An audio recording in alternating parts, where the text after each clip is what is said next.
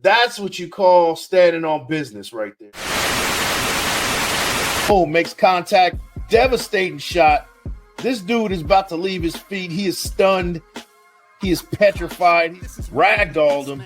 Flapjack, pancake, it's a wrap. This dude wears a neck roll, guys. So this guy is about business on the field. When was the last time you seen a guy wear a neck roll? Midwest corn-fed type of offensive lineman that just is about his business. Oh my gosh. This dude, he looked like he got hit by a train. Getting crushed by a building is exactly what we're talking about right here. That is a pancake action, the best I've seen so far out of all these prospects. This guy is a ragdoller, a manhandler, a bully. More manhandling, more flapjack action, more short stacking. Let's check those. Boom. That man has left his feet. I don't know if you can see it because he's in white and they're in the snow. Dude's feet is in the air. He looks like, Uncle Phil throwing Jazzy Jeff out of the building right now. Yo, it's your boy, Big Mike Raider. And we're here for day 4 of the 30 days, 30 prospects, where today we're covering Travis Hunter out of University of Colorado. Yeah, I know. We picked number 6. He's probably going to be the number 1 pick. That's what they say, right? There's some word out there that he wants to play both sides of the ball, and teams are saying that they don't want him to play both sides of the ball. They want to commit to one side. Could that be a reason why a team might pass up on him because of his strong will into playing both sides? Likely not, but we'll get into it. We're going to see what the Raiders have to do to move up to get Travis Hunter. If that's the guy they really want to get, what will it take? And is it possible to move up? Is it possible for Travis Hunter to drop to number 6? We'll talk about it, but we're going to do things a little bit in reverse this time. We're going to do the analysis, the film analysis that I like to do at the end of the coverage that I usually do. We're going to do things in reverse because there's a lot of information that I want to share with you guys. So before we get into this thing, man, you guys know the deal. Like the thumb, hit the sub, and share with your folks. Big Mike Raider. Guys, let's jump into this thing right away. Few prospects in recent memory bring the two-way star power of Colorado's Travis Hunter. The 6'1", 185-pound junior took college football by storm with his elite ability to dominate both sides of the ball. In 2024, Hunter cemented himself as a generational talent, recording 36 tackles, 4 interceptions, and 9 pass breakups defensively, while also hauling in 96 receptions for 1,258 yards and 15 touchdowns as a wide receiver. His rare versatility and athleticism earned him unanimous All-American honors and earning the 2024 Heisman Trophy. Hunter's strengths are impossible to miss. His natural instincts as a cornerback allow him to blanket opposing wide receiver ones, showcasing elite ball skills, fluid hips, and excellent recovery speed. Few prospects match his ability to mirror routes in man coverage while flashing the awareness to make plays on the ball. Offensively, his route running and hands make him a legitimate wide receiver threat with explosive acceleration and a knack for high pointing the football. However, questions remain. At 185 pounds, NFL scouts wonder how his frame will hold up playing both ways or handling physical NFL receivers over a full season. Some critics focus on occasional lapses in tackling technique and that his aggressiveness can lead to penalties. Additionally, the constant two-way workload may limit his ability to focus solely on refining one position at the pro level. For the Las Vegas Raiders, drafting Travis Hunter in the first round would be a dream scenario. Hunter projects as a day 1 cornerback with elite potential, immediately proving a secondary that struggled mightily in 2024. His playmaking ability will give the Raiders a true lockdown corner capable of shadowing the league's elite pass catchers. Additionally, if the Raiders ever wanted to get creative, sprinkling in Hunter offensively as a gadget weapon would only raise his value.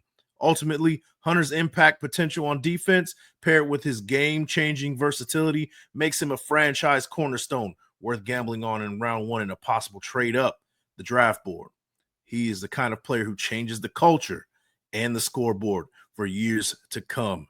Guys, that is Travis Hunter in a nutshell. I'm going to remove this right here. Let's get back to the other screen. Here we go, man. What do you guys think about Travis Hunter? I mentioned right there in the article, do we move up to get him? Is it worth moving up to get him? We're going to talk about what it's going to take to move up to get this guy, right?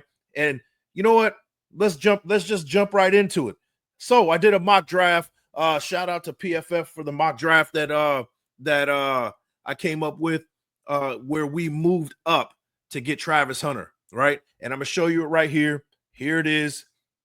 Let's show the full screen right there. As you can see, Travis Hunter. We moved up to number 2 to get him, but we traded with the Cleveland Browns. We gave up Zamir White. We got a first round. We gave up number 6 to trade up to number 2. We also gave up a 4th round, 108 overall, round 2 of the 2026 draft, round 4 of the 2026 draft, and round 2 2027 draft to get Travis Hunter to move up 4 spots.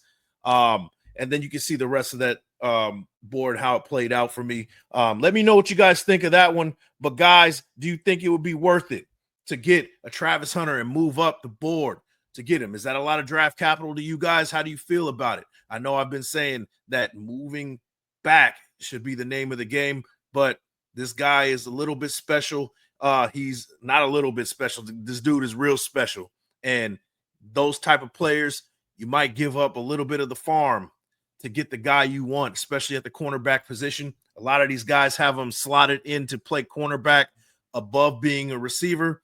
He's elite at the cornerback position. He can also be a playmaker receiver if you wanted to put him in special packages. That is intriguing for the Raiders for them to do it. Is it going to happen? If I had to put a percentage on it, it's probably less than 5%, right? But these are the things that you have to consider the Raiders doing if they want to really make a home run type of move in the draft. Those are the type of things that would have to happen. They would have to give up a great deal of draft capital to get this guy.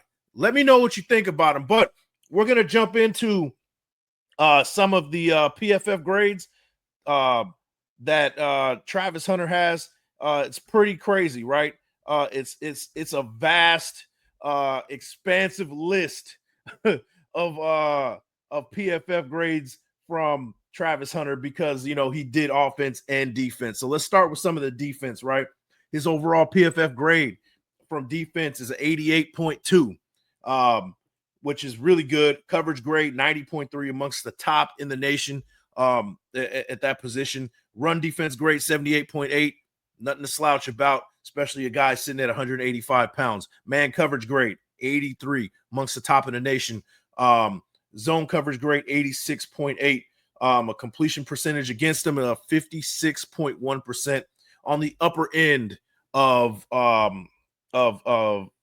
corners in the nation at that position. Forced incompletions, 8 forced incompletions. He dropped an interception, 11 coverage stops, only missed 6 missed tackles, and an average depth of target at 7.9, which is pretty good, right? Very versatile too, guys. This is a versatile guy.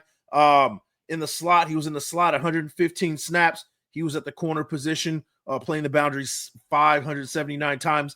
He was in the box 80 times. So he's a guy that's not afraid to get his hands dirty, right? This is, at 185 pounds, that's special. It's a rare to find somebody that wants to get down and dirty at that stature. So that's some of the defense. And just for fun, right, let's talk about some of the stuff he does on offense. So PFF grade in 2024 offensively, he had an 86.3 offensive grade. His pass grade was 89. Particularly one of his best games he had was against Cincinnati with an 87.9 PFF grade on offense. And like I said, he went over 1,200 yards, almost snagged about 100 catches last season. So this is a guy who does it all. Let's talk about some of his strengths and weaknesses, right? Let's see. We're going to jump into some of the analysis. So the pros of Travis Hunter: impressive top speed and recovery speed. That's what you want out of a corner. Height and length is a big plus in press coverage. He's one of the best press coverage guys. If you look at NFL Draft Buzz, they have him ranked at the top as far as coverage grade goes. And we'll get into that shortly in a second. Some of the best ball skills you ever seen in a DB. This dude is at the top of the list for a reason, guys. Knack for baiting cornerbacks and making him pay in zone. So another one of those sneaky kind of guys that will make you think he's playing man or just kind of sit back and watching and then come in and take care of business as soon as that ball's in the air. Elite zone coverage player in every way. So some of the cons, guys. Foot speed can be delayed due to longer legs. He's kind of a lanky person. He's 6'1", but he appears to be taller looking because of his long limbs, right? And that could be problematic when it comes to speed, because long strides, sometimes it looks like you're not moving as fast, right? Lack of weight shows up when tackling and hand fighting. So at 185 pounds, you kind of want him to fill out just a little bit. You don't want him getting too big, but I think maybe 195 to 200 pounds of some good weight would be ideal for him, right? Hopefully without losing any speed. Can be a bit out of control at times. So guy is a playmaker, right? A lot of corners, they are playmakers. They want to go kind of outside of what the assignment is and change the game. He's one of those kind of guys. I can overlook that because time and time again he's shown that he can do that. Could stand to improve true anticipation in man coverage. So, man coverage a little bit, he needs to improve on that, and getting into a good system will get him comfortable in a defense to where it will eventually become instinctual. So what do you guys think? Pros and cons of Travis Hunter. Let me know what you guys think in the comments. And shoot, let's talk about some of the, it's just crazy, right? And we're talking about Travis Hunter, and I know, guys, it's kind of a long shot, but I feel like, it would be a disservice to not have him in my 30 days, 30 prospects, because what team would not want to have a generational guy like this on the defense, and also maybe throw in on offense in special situations? This is a game changer right here. Generational game changer. So I'm going to read some of the awards from 2024 from Travis Hunter, right? Won the Heisman Trophy, check. Associated Press College Football Player of the Year, check. Bolitnikoff Award, awarded to the best wide receiver. Got that one. Let me see. Big Bednarik Award, the top defender. He got that one.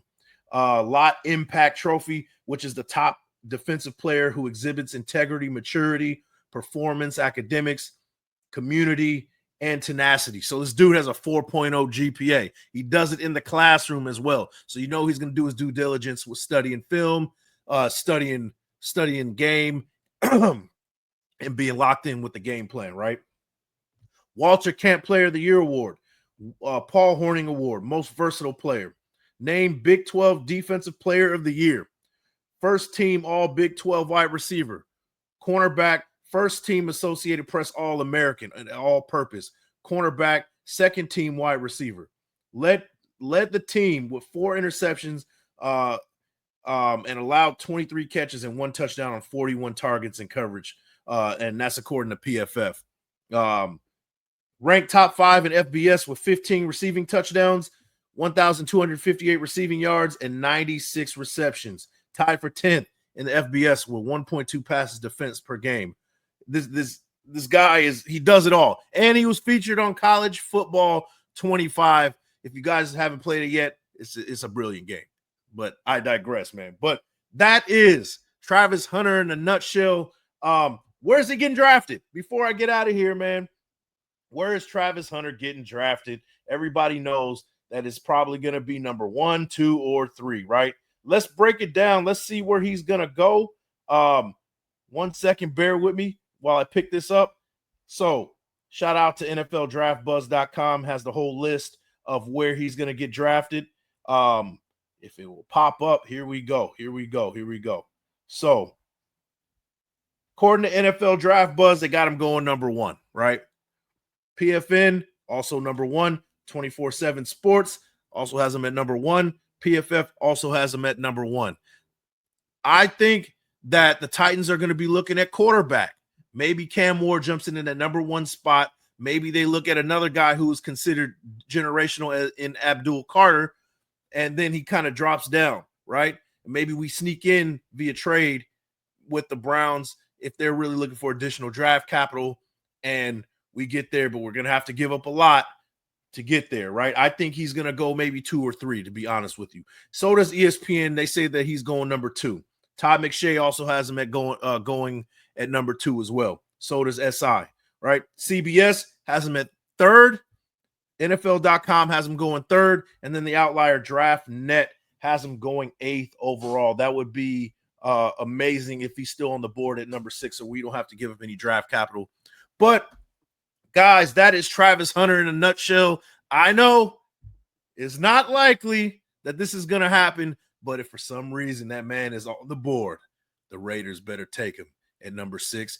And they might also want to consider moving up in the draft, giving up some draft capital to get the guy if they really love this guy. But let me know in the comments what you think, man. But that is day 4 of the 30 days, 30 prospects, man. And I'll catch you on the next one. Peace.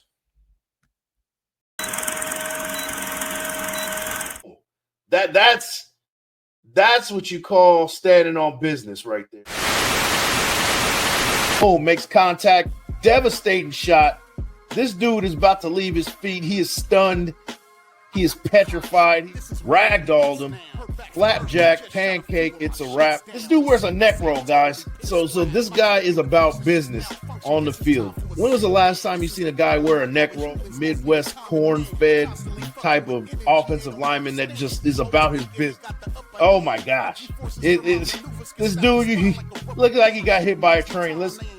Getting crushed by a building is exactly what we're talking about right here. That is a pancake action, the best I've seen so far out of all these prospects. This guy is a ragdoller, a manhandler, a bully.